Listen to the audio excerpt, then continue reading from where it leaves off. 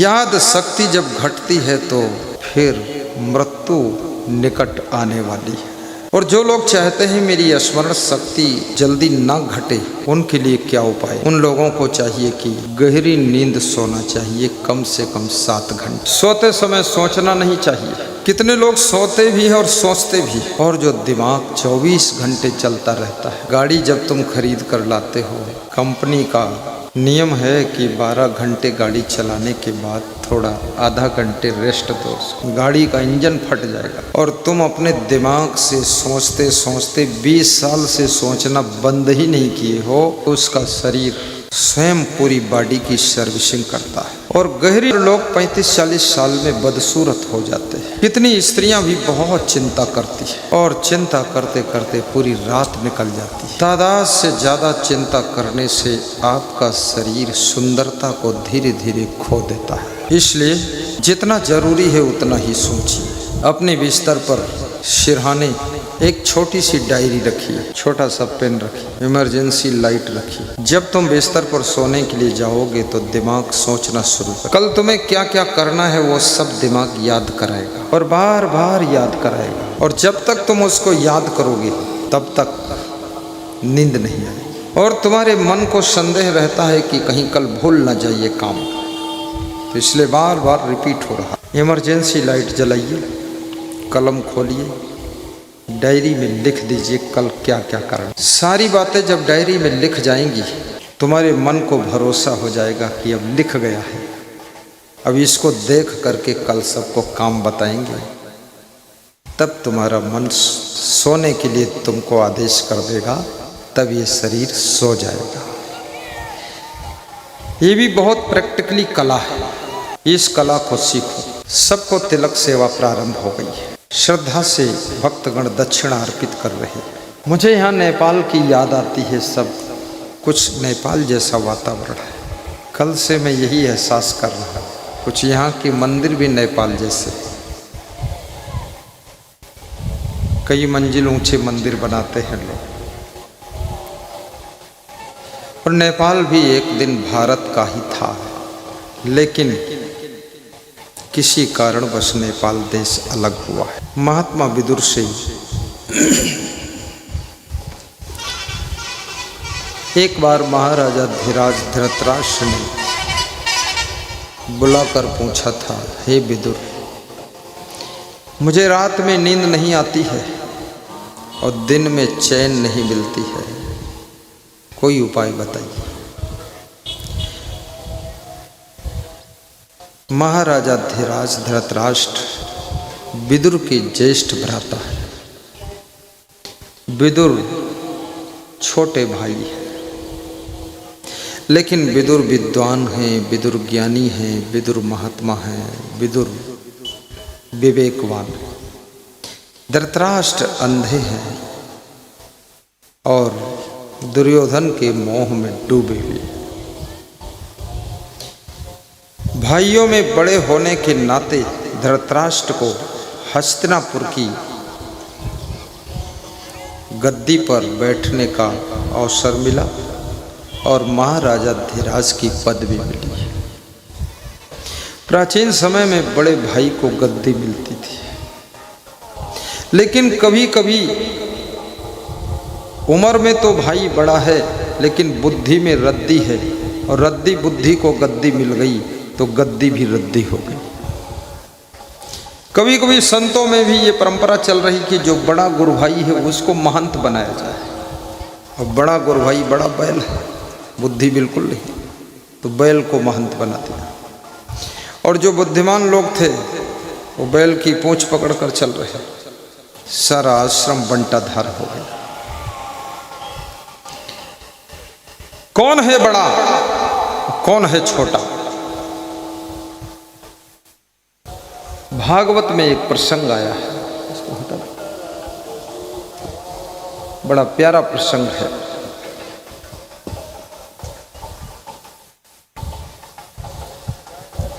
धनम वृद्धा वयम वृद्धा पदम वृद्धा।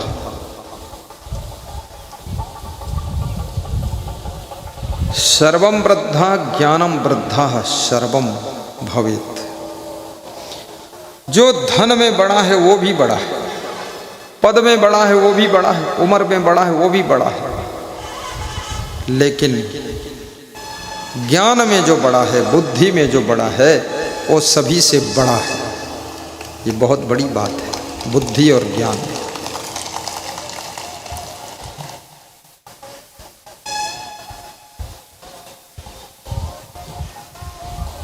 यस्य बुद्धिस्य तस्य सफलम। जिसके पास बुद्धि है उसी के पास सफलता है।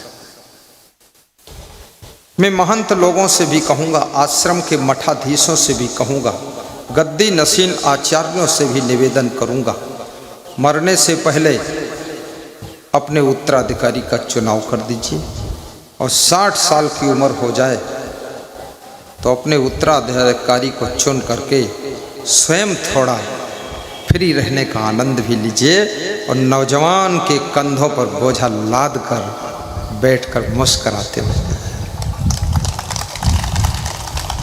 बड़े बड़े विद्वानों को भी देखा हूं, गद्दी छोड़ते नहीं, ऐसे गद्दी में चिपक गए जैसे दीवार में पोस्टर चिपक गया। और बड़े बड़े माता पिता को भी देखा हूं, अपने जीते जी बंटवारा करते ही नहीं। और अचानक मर गए माता पिता, भाई भाई नहीं रह गए, भाई भाई दुश्मन हो गए। तलवारें चल रही हैं, गोलियां चल रही हैं, लाठियां चल रही हैं, मुड़कटवर हो रही है, कुदाल फावड़स मारकाट हो रही है। ऐसे माता पिता को मूर्ख क्लास में गिना जाएगा। जिंदा रहते हुए ही अपने अपने बेटों की संपत्ति को अलग अलग कर दीजिए, चाहे जिस दिन मरो अपना अपना काम करो, लफड़ा खत्म। याद रखना, बेटों का घर भी पास पास मत बनाइए, कम से कम आधा किलोमीटर दूर बनाओ, क्योंकि ये भाई भाई एक दूसरे को देख करके बिना आग के ही ईर्ष्या द्वेष की आग में जलकर राख हो जाएंगे। देवरानी जेठानी एक दूसरे को देख देख करके बीमार हो जाएंगे। कोई उसका गिलास इसका बच्चा लेगा, उसकी कटोरी उसका बच्चा लेगा, इसकी कुर्सी वो बच्चा बैठेगा। यही झगड़ा जिंदगी भर करोगे कि शांति से भी रहोगे। इसलिए मकान थोड़ा दूर दूर बनाइए, मेहमान की तरह कभी कभी जाइए और अपने भाई के घर सेवई और खीर खाकर लौट आइए। कुछ करा बोलिए सतगुरु भगवान की जय हो। अलग अलग मकान, दूर रहने से विवाद कम होते हैं, बकवास कम होती है। और याद रखना, बंटवारा से और मृत्यु से कोई बचता नहीं। ये दो चीजें अनिवार्य, बंटवारा होना और मृत्यु होना। एक दिन मरोगे जरूर, चाहे जितने टॉनिक पियो, चाहे जितने इंजेक्शन लगवाओ। तो मरने से पहले ही भक्ति कर लो, सत्संग सुन लो, आशीर्वाद ले लो, गुरु मंत्र ले लो, कंठी माला पहन लो, निगुरा मत रहो, वैष्णव बन जाओ, ताकि कम से कम अचानक मृत्यु हो जाए तो आत्मा की दुर्गति तो ना हो, कम से कम तुम्हारी आत्मा की तो सदगति हो जाए। इसलिए भक्ति करो। तालियां थोड़ा जोर से पीटो। बस अब मरना तो है ही है, पीट लो जितना पीटना है।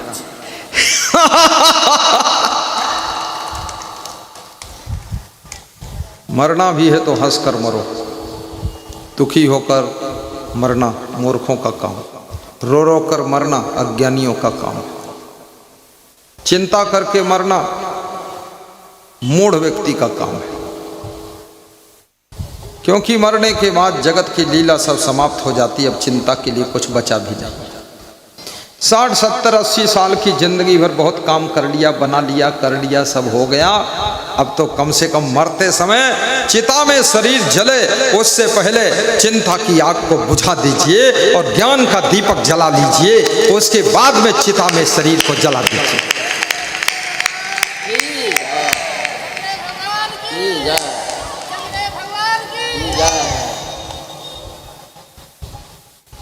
सेठ मार्डन ने कहा है, चिंता छोड़ो सुख से जियो। कबीर साहब भी कहते हैं, चिंता है कि डाकनी कि जीवन को काल। चिंता को डाकनी कहा साहब ने,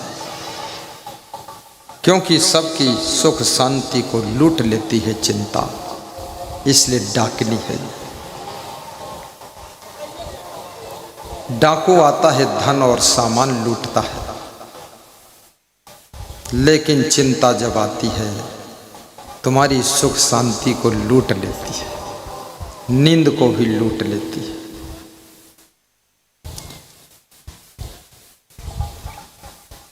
चिंता छोड़ो, सुख से जियो।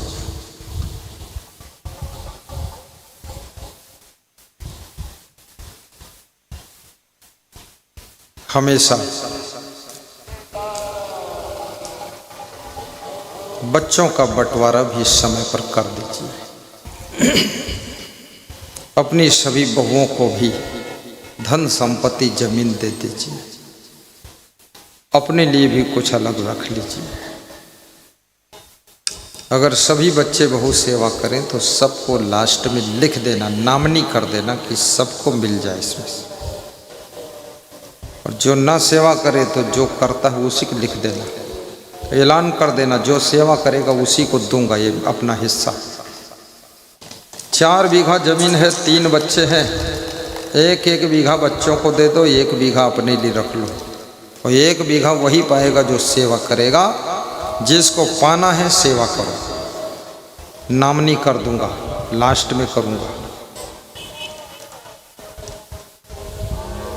बनारस में एक बहुत बड़ा सेठ मर गया है, 80 करोड़ रुपए की संपत्ति अपने बेटों को दे दिया है, जिसका नाम था श्रीनाथ खंडेलवाल। क्या नाम था? श्रीनाथ खंडेलवाल। और उसकी मृत्यु वृद्धाश्रम में हुई है। उसके बेटे बहू उसको मिलने नहीं आते थे और वृद्धाश्रम में छोड़कर चले गए थे। और पद्म पुरस्कार से विभूषित था वो, और 200 साहित्य की पुस्तकें लिखा, इतना बड़ा विद्वान था। मैं उससे पूछना चाहता हूँ कि तूने इतनी किताबें लिखी थी लेकिन तेरे को तो धेला भर ज्ञान नहीं, पक्का मूर्ख है। अरे पद्म पुरस्कार मिल गया लेकिन तेरे को तो कौड़ी भर का ज्ञान नहीं। ये पद्म पुरस्कार किस काम आएगा?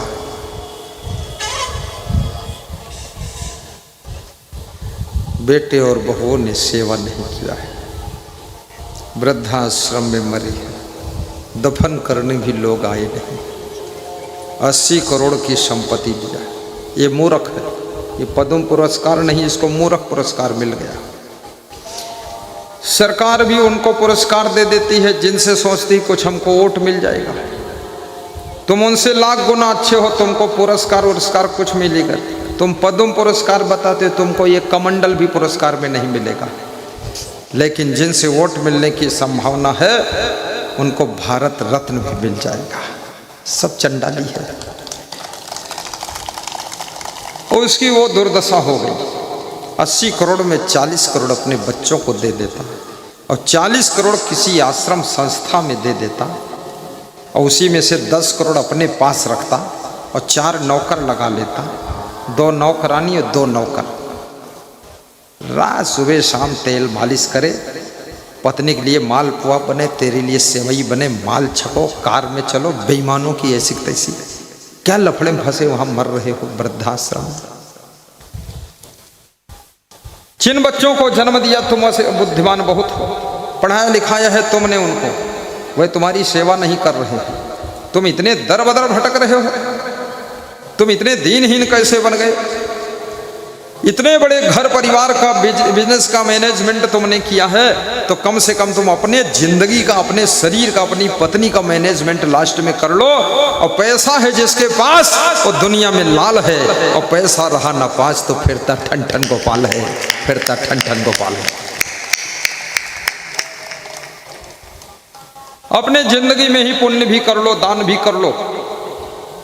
मरने के बाद तुम्हारे नाम से एक कमजोर बछिया दान दी जाएगी, और ऐसी बछिया होगी 250 रुपये की, जिसके बीमारी से बाल उखड़ गए होंगे, खुजली हो गई होगी पूरे शरीर में, कमजोर बछिया तुम्हारा बाप अगर पूंछ पकड़कर वास्तव में बैतरणी नदी पार करेगा तो बछिया की पूंछ टूटकर तुम्हारे बाप के हाथ में आ जाएगी। बछिया तो तैर कर पार हो जाएगी और तुम्हारा बाप उसी नदी में डूब जाएगा।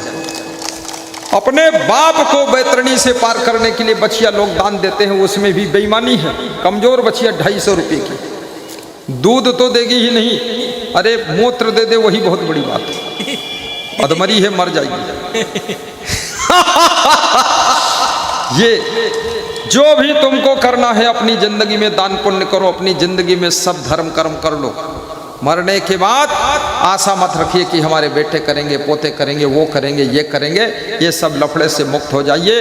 10वां और 13वीं भी मरने से पहले ही कर डालिए। जब लगे कि अब मौत आने वाली है, 10वां 13वीं कर लो, रिश्तेदारों को बुला लो, खीर पूड़ी खिला दो, कह दो सब हो गया, मरने के बाद कुछ नहीं होगा, सब निपटा दिया।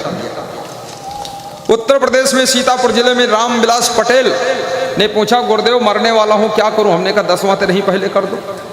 पहले ही करवा दिया, भंडारा करवा दिया, 10वां 13वीं करवा दिया, रिश्तेदार आ गए, दाल चावल सब्जी रोटी खीर पूड़ी सब बनवा के खिलवा दिया और सबको कपड़ा बांट दिया, संतों को दक्षिणा दे दिया और हाथ जोड़कर बोला माइक में, ये 10वां 13वीं पहले कर रहा हूँ। बेटे करे न करे क्या भरोसा है, लफड़ा खत्म।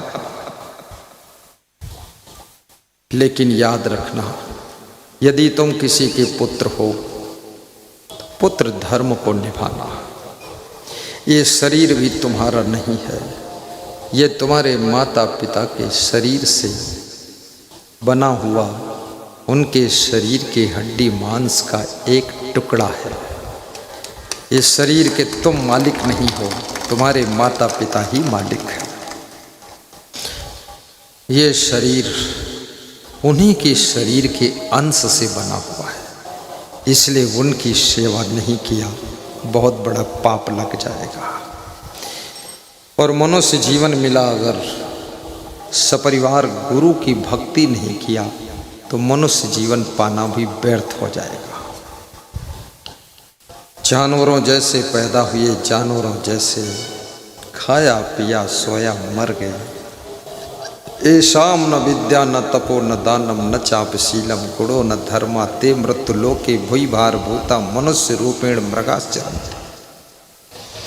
आहार निद्रा भय मैथुनानि सामान्य चैमानि नृणाम पशूनाम ज्ञानम नराणाम अधिको विशेषो ज्ञाने न हीना पशु भी समाना।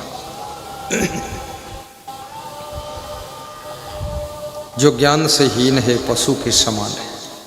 चाणक्य कहते हैं वो 2 पैर का पशु, बिना सींग और बिना पूंछ का पशु है। सुख से जिंदगी जियो, बुढ़ापे को दुखद मत बनाओ।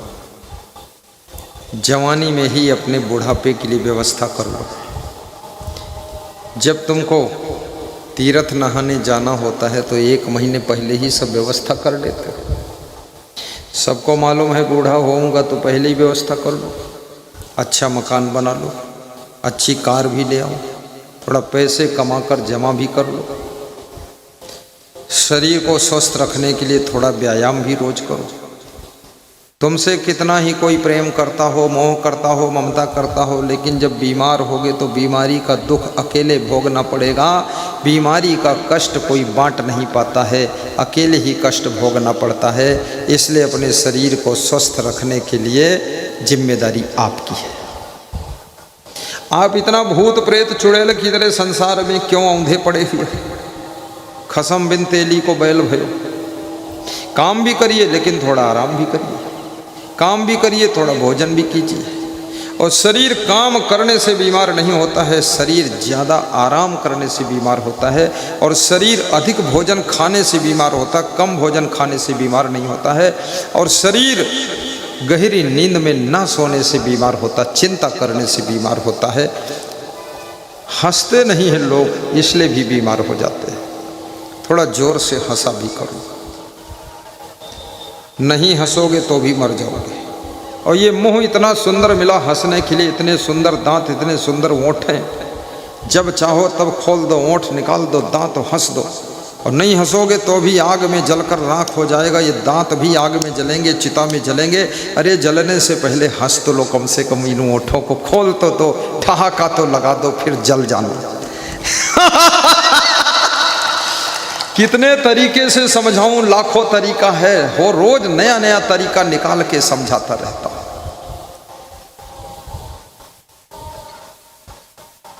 ये हाथ भी एक दिन चिता में जलकर राख हो जाएंगे।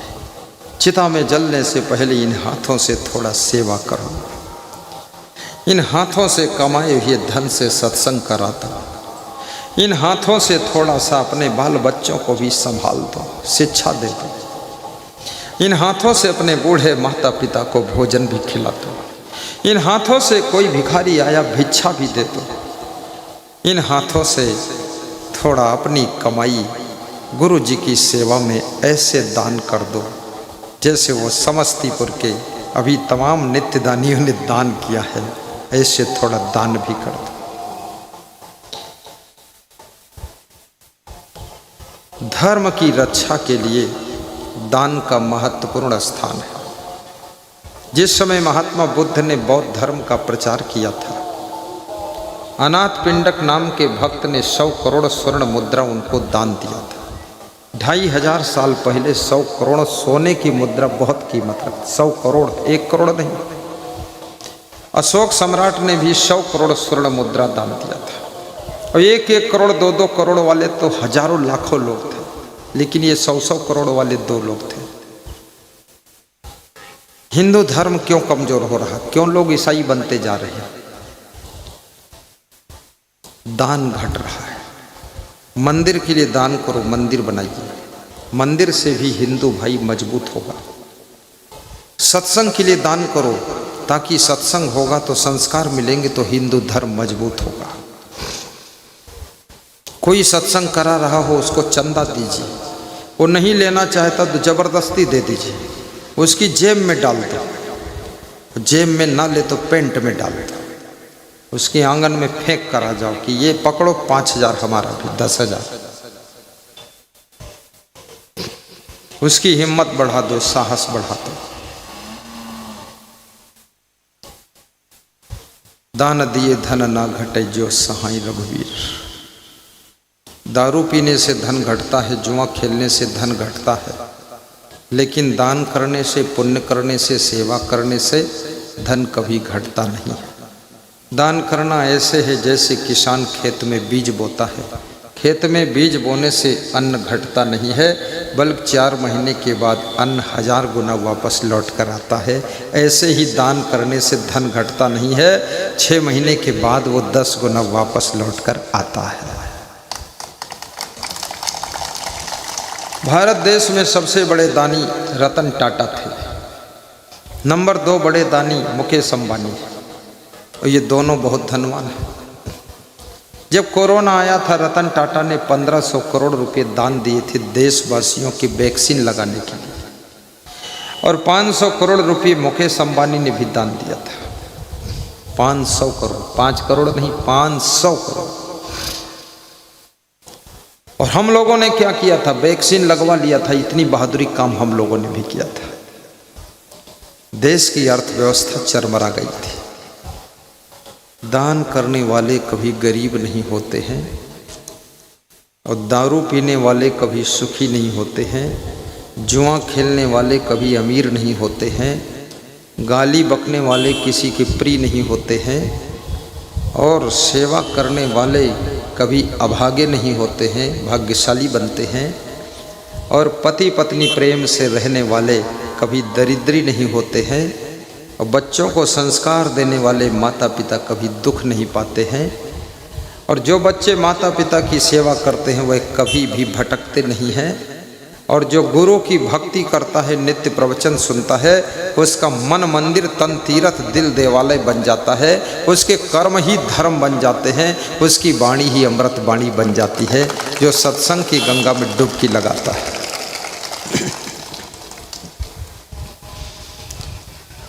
घर ही में तीर्थ बनैबै, गा दूं, गाऊं जवान? घर ही में तीर्थ बनैबै, इधर उधर हम काहे को जइबै, घर ही में तीरथ बनैबे, इधर उधर काहे को जइबे। घर ही में गंगा घर ही में जमुना, घर ही में गंगा घर ही में जमुना, और घर ही में तीर्थ बनैबे, इधर उधर काहे को जइबै। घर ही में तीरथ बनैबे, इधर उधर काहे को जइबे।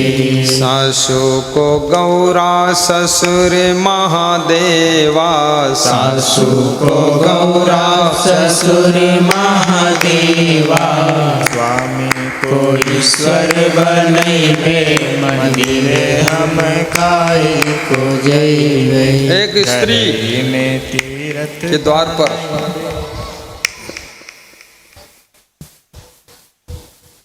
कोई साधु आया भिक्षा लेने के लिए।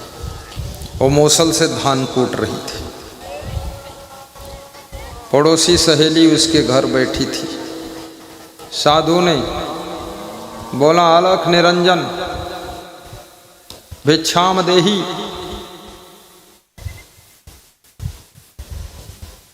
उसी समय उसका पति भी आ गया। पति आ गया तो मूसल ऊपर को उठाई थी तो ऊपर ही छोड़ दिया। मूसल ऊपर के ऊपर टंगा रह गया। जाकर पहले पति को पानी पिलाया, फिर साधु को भिक्षा दिया और फिर आकर मूसल ऊपर से पकड़कर कूटना शुरू किया। तो जो सहेली आई थी उसने कहा, मैं भी ऐसा अपने घर करूंगी जाकर। वो घर में गई, पति को बताया, जब धान कूटूंगी तुम आ जाना, बोलना प्यास लगी, देखो मैं क्या तमाशा करती हूँ। नाटक ड्रामा। धान कूटना शुरू किया, पति आया, बोला मैं आ गया, प्यास लगी।